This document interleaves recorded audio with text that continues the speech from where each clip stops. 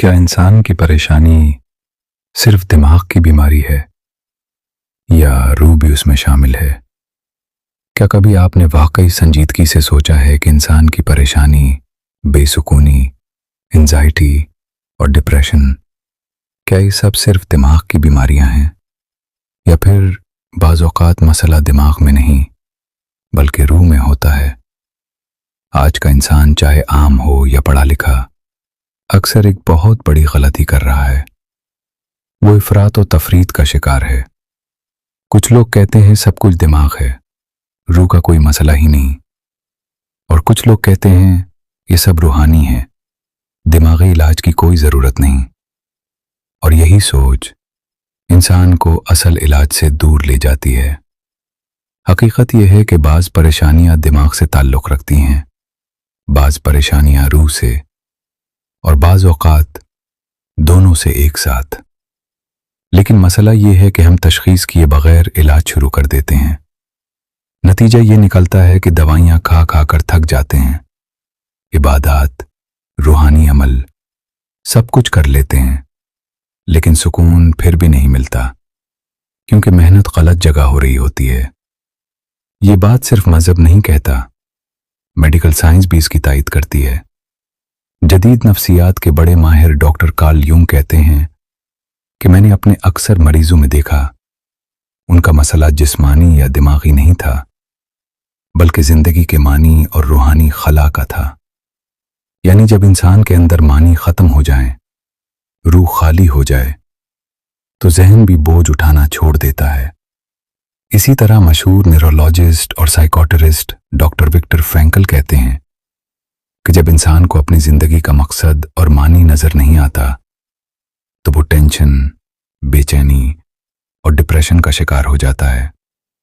ये कोई रूहानी दावा नहीं, ये मेडिकल दुनिया की तस्लीम शुदा हकीकत है। और यही बात कुरान पाक एक जुमले में बिल्कुल वाज़ेह कर देता है। अल्लाह ताला फरमाते हैं, अला बिज़िक्रिल्लाहि तत्मइन्नुल कुलूब, खबरदार, दिलों का सुकून सिर्फ अल्लाह के जिक्र में है।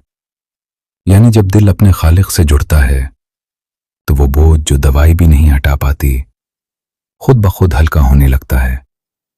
जब इंसान अच्छे अखलाक छोड़ देता है, सच, शुक्र, सब्र से दूर हो जाता है, इंसानियत, हमदर्दी, खैरखाही भूल जाता है, सिर्फ अपने फायदे की सोचता है और अल्लाह को याद करना छोड़ देता है, तो उसकी रूह बीमार हो जाती है। रूह की ग़िज़ा है अच्छा किरदार, अच्छी सिफात, सदका, सच्चाई, इंसानियत और अल्लाह की याद।